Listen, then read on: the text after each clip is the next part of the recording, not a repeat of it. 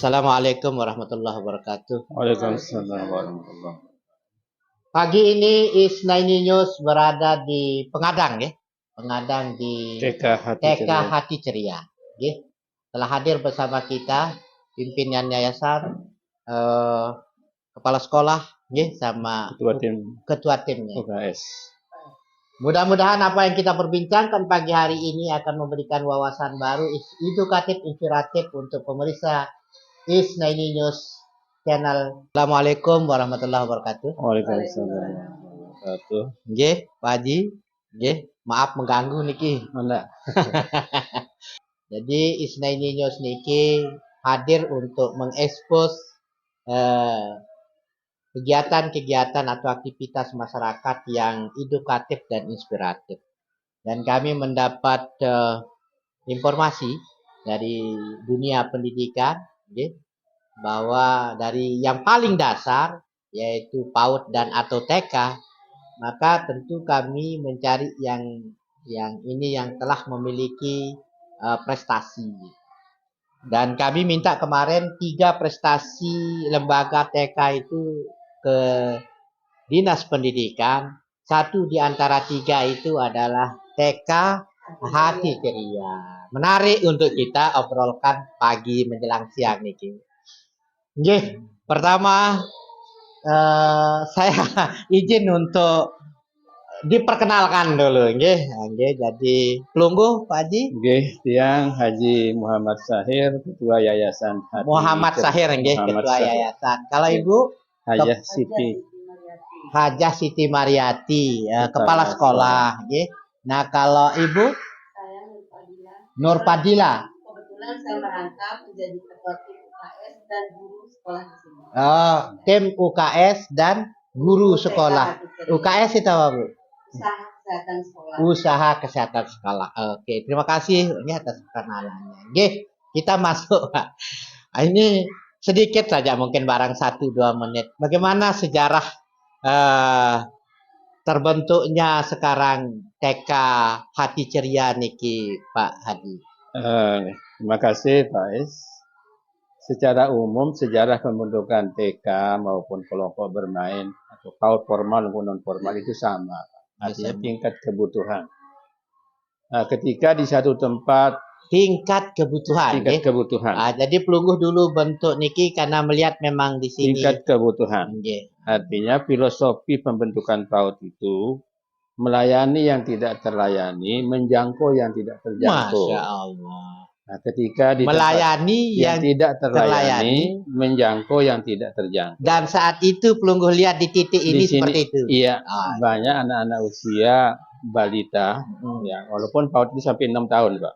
Jadi balita yang tidak tertampung oleh lembaga yang ada dan tidak terjangkau oleh lembaga yang ada, maka kami membentuk lembaga namanya PAUD Hati Ceria dalam bentuk saat itu kelompok bermain. Kelompok bermain. Ya, dalam petunjuk bentukan kelompok bermain itu adalah usia 2-4 tahun. Tetapi kelompok bermain itu boleh sampai 6 tahun ketika di sana tidak ada layanan TK. Oh gitu, boleh. Ya, dalam perjalanan setelah 5 tahun kemudian, kami membentuk juga lembaga Taman Kanak-Kanak.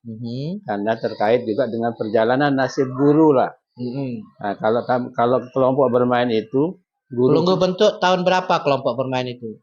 2011. 2011. Ya. Nah, kemudian 5 tahun kemudian kami bentuk Taman Kanak-Kanak. Sama-sama legalitasnya? Sama dari Dinas Pendidikan Kabupaten. Di 2011, 5 tahun kemudian bentuk berarti 2016. Jadi Taman Kanak-Kanak, namanya juga tetap sama, Hati Ceria. Hati Ceria. Ya. Beda kelompok bermain sama Taman Kanak-Kanak niki beda anunya apa? Perbedaannya? Hanya membedakan usia, Pak. Oh, beda usia. Kalau sistem proses pembelajaran ada pedoman kurikulum yang kita diberikan oleh Kementerian Pendidikan. Jadi tahapan-tahapan pelajaran itu ada. Oh, gitu. Usia TK ini, usia kelompok bermain begini. Jadi ada. Oke. Secara umum sama, Pak. Berarti setelah tahun 2016 kegiatan sudah TK. Taman Kanak-Kanak, kelompok bermainnya juga jalan. Tetap jalan. Oh, berarti jalan juga kelompok bermain dan dari ini kan embrio siswa TK. Oke, Bu Kepala Sekolah. Bu siapa tadi, Bu? Siti Mariati ya? Iya, Bu.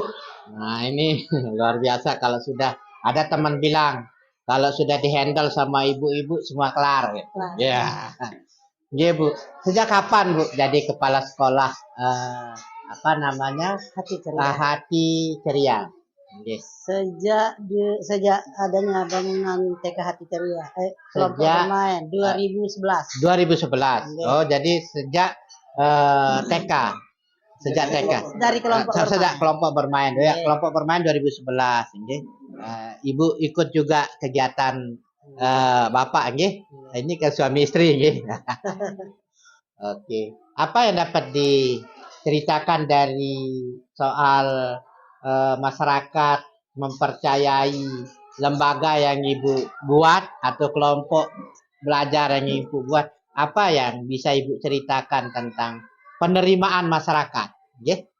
Jelas bisa. Alhamdulillah dapat diterima dengan baik dan alhamdulillah sampai detik ini diterima oleh kalangan masyarakat umum desa Pengadaan. Pertama dulu waktu kelompok belajar berapa? Pasti Ibu ingat berapa mas siswanya gitu? Kelompok bermain sekitar 20 ya Pak ya? 20 ya? Sekitar 30 Pak. 30. Sekitar 30 Iya. orang kelompok bermain. Ada itu kan dapat SK di tadi sudah saya ngobrol sama Bapak, syarat untuk mendapat penetapan menjadi kelompok bermain yang diakui oleh dinas ada tempat, ada guru, ada murid. Nah, ada enggak batas minimal yang harus ini sehingga bisa menjadi kelompok belajar? Niki, Bu. Pertama kan punya tempat, Nggih, tempat. terus punya siswa, punya guru, nggih. ada kepala sekolah. Ada kepala sekolah, Alhamdulillah, iya. akhirnya mengajukan izin. Nah, maksud saya jumlah murid ada enggak batasan sehingga bisa Jumlah murid minimal satu rombongan belajar. satu orang, 11 minimal. 11 orang. 11 minimal. Ah, ya, 11 ya. Tapi waktu itu Pelunggu dapat 30. Dapat 30. Berarti 3 kelas lah kurang lebih. Ya. Iya. Kurang lebih. Oke. Jadi luar biasa itu, Bu. Dapat 30 orang waktu awal pembentukan. Artinya itu wujud kepercayaan masyarakat. Antara ide Bapak sebagai tadi mendirikan kelompok belajar itu dengan masyarakat, dengan tadi pelayanan itu nyambung maksud saya. Jadi penjelasan Bapak tidak terlayani dan apa tadi Pak? Tidak terjangkau itu relevan. Nah, artinya jumlah murid itu yang kami mau kejar, Bu. Oke, jadi semenjak kelompok belajar kelompok bermain sampai kemudian TK.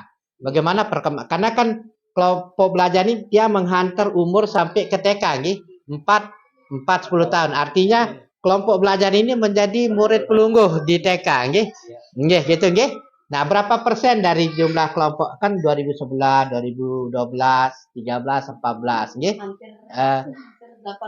berapa persen dari jumlah kelompok bermain itu masuk pelungguh tampung tangkar di TK? Semua, Di 2015 itu semenjak dirinya TK berapa muridnya jadinya, Bu? 2015 sekitar 45 orang. 45 orang. Itu murid TK-nya berarti. Gabung. Kelompok bermainnya saat itu 20. Terus yang di TK-nya 25. 25. Jadi 45. Pernah kemarin 2018 2018 itu sampai 60-an. Sampai 60-an. Gitu, Jadi tetap eksis jadinya, Artinya masyarakat tetap ini tetap mempercayakan TK Hati Ceria ini sebagai tempat mendidik, bermain dan mendidik anak, Jadi bermain maksud saya kelompok bermainnya, mendidik kan sudah mulai kata mendidik karena sudah TK, Subhanallah. Ada sekarang ada enggak yang sudah SMA atau yang udah ada ya berarti? SMP kali ya? SMP kelas 2 ada. SMA kelas 2. SMA kelas 2 iya. 2011. Ya, SMA kelas 2. SMA kelas 2, bagaimana Bu tentang pesan dan pesan Ibu kaitan dengan lembaga yang namanya TK dalam konteks menghantar anak-anak bangsa kita menjadi cerdas. Nggih. Ada yang bisa pelungguh kesan pesan pelungguh betapa pentingnya yang namanya kelompok bermain dan TK itu. Alhamdulillah. Mic-nya Bu agak Masyarakat sudah menerima dengan baik. nggih. Dan kita sebagai guru di sekolah berjuang Nggih. bagaimana mengembangkan pendidikan supaya anak didik kita di TK Hati Ceria itu tetap semangat dan menjadi harapan orang tua, Nggih. berakhlak mulia, berbudi luhur, Masya dan Allah. menjadi kebanggaan keluarga dan bangsa. Oke. Harapannya. Nah, oke. Lebih eksplisit lagi, Bu. Pesan untuk guru dan masyarakat. Nah, Khususnya kepada guru-guru saya untuk ditingkatkan kreativitasnya. kreativitas. Dan untuk masyarakat? Untuk masyarakat mudah-mudahan warga masyarakat di sekitar dan yang lainnya juga tetap mempercayai TK Hati Ceria Masya Allah. untuk menjadi lembaga pendidikan yang diharapkan. Oke. Terima kasih, Bu. Nggih. Oke, kita ke sebelah. Ini si baju merah ini. Guru saya yang hebat. Guru yang hebat. Ibu siapa, Bu? Saya Bu Nur Fadilah. Nur Fadilah. Ya, tadi pimpinan yayasan filosofi lalu kemudian dijaga oleh kepala sekolah. Nah, tentu secara teknis itu ini ada di guru gitu kan. Siap. Nah, Bu, bisa diceritakan enggak bagaimana menjaga cita-cita yang dibangun oleh ketua yayasan lalu kemudian visi misi diartikulasikan oleh kepala sekolah gitu nggih. Nah, sekarang aktivitasnya itu. Nah, ini bagaimana Ibu bisa kesan dan pesan Ibu terhadap keinginan pimpinan yayasan dan kepala sekolah. Siap. Alhamdulillah kami di lembaga TK Hati Ceria sudah mempunyai program kerja. Program kerja mantap. Untuk disampaikan ke guru-gurunya. Guru-guru. Sehingga guru-guru itu sudah tahu apa yang menjadi tugas dan tanggung jawab di sekolah. Mantap. Untuk perkembangan, untuk kejenjang pendidikan yang selanjutnya dari kelompok bermain, masing-masing guru sudah mempunyai tugas dan tanggung jawab. Iya. Dari kelompok bermain, mereka mungkin nanti tahun depannya bisa pindah ke kelas A, yang kebetulan usianya dari 4 sampai 5 tahun, kemudian di kelompok B dari 5 sampai 6 tahun. Alhamdulillah kami bukan terlalu membanggakan, TK Hati Ceria selalu menjadi yang the best. Okay. Kebetulan di Kabupaten Lombok Tengah. Kategori apa TK Ceria? Kategori dalam untuk kemarin kami mewakili provinsi NTB khususnya Kabupaten Lombok Tengah untuk mengikuti gebiar sekolah gebiar PAUD yang mewakili Kabupaten Lombok Tengah. Kebetulan kami juga mendapat juara 1. Oh gitu, gebiar PAUD. Ya? Gebiar PAUD tingkat apa provinsi. Itu? Apa tema gebiar PAUD-nya itu? Temanya mendukung anak-anak yang maju, kuat dan berprestasi. Oh, maju, kuat dan berprestasi. Yep. Oke, saya kembali ke program kerja. Program kerja ini tahunan atau? Kami mempunyai tahapan program kerja dari harian, bulanan, semesteran, dan tahunan. Oh gitu, harian, bulanan, mingguan, ada mingguan juga, semester, bulanan, semesteran, dan tahunan. Ya, bisa diceritakan apa saja yang menarik paling ini untuk didengar oleh publik program kerjanya TK niki. Ya, kalau kami di sini, kami kebetulan juga sudah menggunakan Merdeka. Kurikulum Merdeka. Ya, kami juga sudah mengadopsi kepada guru-guru di sini untuk mengikuti seminar atau pelatihan-pelatihan mungkin di gugus atau di yang kabupaten laksanakan, kami sudah mengikuti dan kami sudah terapkan di masing-masing kelas untuk kurikulum Merdeka niki. Oke, sudah berapa kelas niki, Bu? Kami di sini ada 3 kelas. Oke, 3 kelas. Berarti masih kelas TK ya? Untuk TK-nya ada 2 kelas. TK 2 kelas. Ada kelompok A sama kelompok B. Oke, TK. Kemudian untuk kelompok bermainnya atau ada 1 kelas saja. 1 kelas saja. Berarti 3 kelas. 2 kelas TK, 1 kelas kelompok bermain. Berapa sumber daya manusianya di sini, Bu? Kalau semuanya, kalau yang di TK itu, Yang handle kelompok bermain berapa? yang kelompok bermain ada 2 guru. 2 guru. Ini guru relawan atau guru relawan? Semuanya kami termasuk masih guru relawan. semua. Ya. Oh iya. Ada? Oh iya ya, oke. Kalau di TK berapa orang? Di TK kami ada 4 orang. 4 orang. Berarti ada 6 Tiap orang. kelas ya, Ah, tiap 6. kelas kami ada 2 orang Oh, karena iya. di kelas B saja itu siswanya hampir 30 orang. Oh, iya. Jadi di TK di lembaga ini kita tidak ada dropping guru yang PNS atau Izin belum ada. belum ada. Siap. Oke. Atau mungkin belum ada regulasi ke sana, Bu ya. Boleh saja. Oke. Oke, Bu, kembali ke Ibu. Nah, dengan program kerja dan dengan dukungan SDM seperti itu dan dukungan masyarakatnya gimana, Bu? Waktu Pungguh ngajar itu kan ibu-ibu dan sebagainya. Ini bagaimana, Bu? Alhamdulillah Bapak, di sini juga kami sering dalam kegiatan belajar mengajar melibatkan orang tua. Khususnya pertama masalah mungkin kita selalu gotong royong setiap minggu atau di bulan pertama kita udah mempunyai program kerja itu kan. Di setiap minggu, hari Sabtu minggu pertama biasanya kami itu mengadakan gotong royong, baik di lingkungan sekolah maupun di lingkungan masyarakat sekitar. Kita melibatkan orang tuanya. Yang kedua, mungkin kita olahraga bersama, makan bersama. Itu semua dalam 1 bulan itu kami sudah ada program kerja. Minggu pertama di Rebo pertama mungkin program kerja yang kami libatkan orang tua itu olahraga bersama. Anak-anak bersama orang tua kita mengadakan olahraga bersama. Kemudian di hari Sabtu minggu ketiga atau minggu kedua kami mengadakan program kerja yaitu makan bersama. Makan bersama yang tentunya menunya ditentukan oleh kami dari pihak sekolah sama semuanya. Sama ibunya. Ya, sama ibunya. Ini langsung aja kita bilang ibu, kan biasanya yang dekat sama anak-anak umur ini kan ibu ya. Ibu. Ya kalau yang bapaknya jarang-jarang lah ya. Oke. Nah ini Bu, kaitan dengan ekonomi sekolah. Siap. Iya. Ini kan ada potensi Bu tentang makan minum. Ada enggak dikelola tentang melihat potensi ini? Kalau masalah pengelolaan makanan biasanya kami air minum kami wajibkan untuk bawa dari rumah. Bawa dari Wajib hukumnya. Kemudian kalau masalah makan untuk sangu sehari-hari untuk bekalnya kami siapkan di sekolah dengan membawa uang 2.000 saja. 2.000 Anak-anak itu dapat snack dari sekolah. Dari sekolah. Siap. Oke. Terakhir ini Bu ya. Nah, ini kaitan dengan lingkungan Bu. Tadi Ibu gotong royong dan sebagainya. Ada enggak edukasi tentang kebersihan, mengelola sampah misalnya, mengelola hijau misalnya, bertanam dan sebagainya. Ada enggak program itu terintegrasi di program yang dibuat? Siap, ada. Kebetulan kami juga kadang-kadang tiap gini ada sebagian orang tua yang mengumpulkan Pak barang bekas, berupa plastik kami lainkan antara sampah plastik sama sampah organiknya. Masya Allah. Di TK ini? Di TK ini. Oh gitu.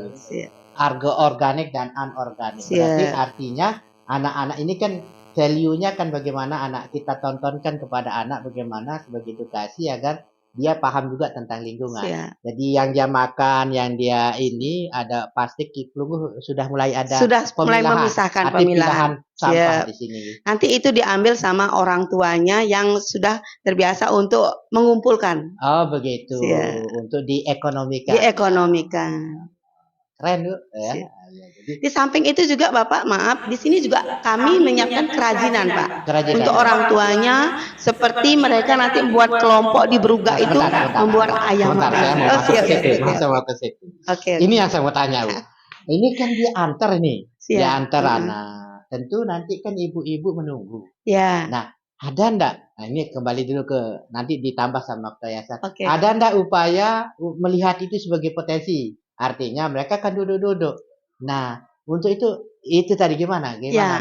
Ini Pak kebetulan ada orang tua yang mempunyai kreativitas, dia membuat anyaman. Anyaman. Ya. Anyaman apa itu Bu? Anyaman dia membuat ketak Pak. Oh ketak. Siap. Mereka ambil dari mana? Dia dia adopsi ilmunya ke sini Pak untuk ibu-ibu itu. Oh gitu. Ya, kumpulnya di Beruga sana Pak. Beruga ya. Tiap oke. hari mereka mengadakan dibagi sama ibu-ibu itu untuk menganyam ngerumpi sambil Sembari mengisi sambil waktu mengisi menunggu. waktu ngerumpi yang baik Keren ini. dan menghasilkan. Oke, Iya. ini keren ini, masya Di Allah. samping itu kami juga kadang-kadang ibu-ibu juga kami ajak untuk membuat bunga Oke. sebagai hiasan mungkin di sekolah. Kan partisipasi ibu-ibu orang tuanya itu harus ada juga di sekolah Pak. Oke, Kalau good. kita mau membuat bunga atau membuat kerajinan tangan, bisa kami libatkan orang tua. Masya Allah, itu yang saya maksudkan Bu. Oke, jadi saya melihat sisi sosial, sisi ekonomi, dan sisi ekologi atau lingkungan saya melihat sudah terintegrasi di Siap, sini. alhamdulillah. Oke, bisa digeser mic-nya ke penjelasan. Nggih, Kanda, ayahanda, gitu nggih. Ya, jadi itu yang ini senior saya. Jadi luar biasa, Pak.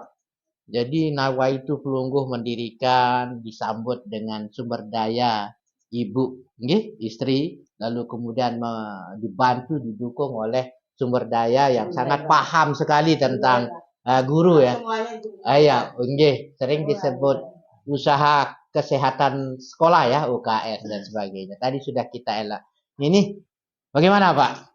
Ini luar biasa ini. Apa yang Pelungguh ingin sampaikan ke pemirsa Isnaini channel ini dalam konteks terlayani, saya tertarik sekali itu, terlayani dan Terjangkau. Silakan Pak.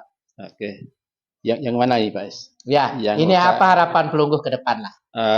Mengelola sebuah lembaga Pak Es memang tidaklah sederhana yang kita lihat. Ketika gurunya sudah lengkap, ketika bangunannya sudah lengkap, ada lagi tuntutan alat permainan edukatif, baik luar atau edukatif dalam. Kemudian perlu lagi tuntutan peningkatan kompetensi guru. Ini juga menjadi pemikiran yayasan. Kemudian banyak hal yang masih kami rasakan kurang ya. Walau kami memang untuk UKS kami juara 1 tahun 2019 di kabupaten, 2020 akan ke lomba ke provinsi, tapi datanglah COVID sehingga tertunda. Nah, apakah akan ada lagi lomba tingkat provinsi? Tentu kami tetap bersiap-siap untuk menghadapi itu. Kemudian kami juga ada punya guru berprestasi, guru inspiratif untuk provinsi, kemudian guru penggerak. Guru penggerak dan guru penggerak ini dalam pedoman, insya Allah P3K-nya sudah di tangan lah dalam informasi-informasi dan sekarang dia tinggal menunggu penentuan. Nah, mudah-mudahan apa yang kami cita-citakan ketika merubah kelompok membentuk lagi taman kanak-kanak dari kelompok hanya kelompok bermain, mudah-mudahan bisa tercapai. Kemudian sekolah sehat kemarin juga ibu ini kami wakili kepala sekolah ke Jakarta bulan akhir. Sekolah sehat Pak, coba bisa dijelaskan apa sekolah sehat itu? Ini sekolah sehat niki kan atas anjurannya dulu pertama dengan kami di kabupaten, Kepala Dinas Pak Dr. Eka marah-marah kepada orang dinas, apa sulitnya PAUD itu memberikan sehari saja untuk posyandu, terkait dengan sekolah sehat. Lalu terbentuklah di sini menjadi PAUD HI. Holistik integratif. Itu kalau dulu persyaratannya sedikit Pak Es. Ada PAUD, ada posyandu, ada BKB. Itu syarat minimal. Alhamdulillah semuanya sudah kami penuhi. Kami sudah kerjasama dengan posyandu sudah cukup lama Pak. Sudah hampir belasan tahun. Belasan tahun. Kegiatan penimbangannya di sini. Penimbangan berat badan, pengukuran kerjasama tinggi badan dengan posyandu, dengan posyandu dengan kita ada MOU dengan pihak puskesmas, Pak. Puskesmas. Dengan BKKBN. BKKBN. Ada BKKBN dulu. MOU-nya? Ada MOU. Oh, Masya Allah. MOU-nya untuk Artinya pelaksanaan. kesehatan anak-anak kita sekolah sini juga Iya, dikontrol. ya, Dikontrol. dikontrol oleh. Jadi Masya Allah. Trias UKS itu yang pertama pendidikan kesehatan di sekolah. Kita melatih anak-anak cuci tangan, gosok gigi, kemudian kebersihan kuku dan lain-lain. Itu yang Masya sederhana lah dulu yang bisa Jadi kita laksanakan. konektivitas antara dinas lembaga, dinas pendidikan, dinas kesehatan dan BKKBN. BKKBN dulu apa sekarang namanya? Ya apa istilahnya ya? Yang keren itu BKKBN BKKBN ya. dulu. Oke. Dan itu BKKBN melalui kadernya yang ada di puskesmas. Masya Allah. Oke, jadi- Pak Haji. Ini kan luar biasa nih kegiatan Pelungguh. Pelungguh purna tugas PNS tahun berapa, Pak? Januari 2019. 2019 pensiun. Nggih. Nah, tetapi kemudian pensiun itu Pelungguh 2019 ya. Nggih. 2011 Pelungguh sudah menyiapkan Oh ya. medan untuk berpartisipasi di Republik kita ini, nggih. Luar biasa. Awalnya sih saya enggak begitu Pak, tapi Ibu ini yang keras. Itu dia. Insya Allah. Berarti makanya saya bilang tidak salah kalau teman saya bilang bahwa kalau yang nangani kalau sudah disetujui, direstui, matching dengan istri, semua Nggih. selesai, nggih. Oke, jadi dulunya di dekat masjid Pak kami buat lokal hanya 5x7. Nggih. Nah, lalu sini kita beli tanah. Nggih. Sekarang ini pengembangan sudah menjadi 12 area, Pak. Nggih. Ini prasarana ini menjadi aset yayasan, Hasil yayasan. bukan aset pribadi, nggih. Nggih. Aset pribadi, aset yayasan. Subhanallah. Nggih. Mungkin itu, Pak. Oke. Ada lagi yang mau disampaikan? Matur terpiasih nggih. ini podcast, mudah-mudahan ada manfaatnya bagi orang. Masya Allah. Nggih. Semoga kedepannya lebih kenal lagi. Lebih kenal lagi. Iya. Inilah model TK yang perlu dicontoh, nggih. Mudah-mudahan lembaga-lembaga yang lain serius berkontribusi untuk mencerdaskan anak bangsa. Dari TK Hati Ceria, Isnaini News melaporkan. Assalamualaikum warahmatullahi wabarakatuh. Waalaikumsalam warahmatullahi wabarakatuh.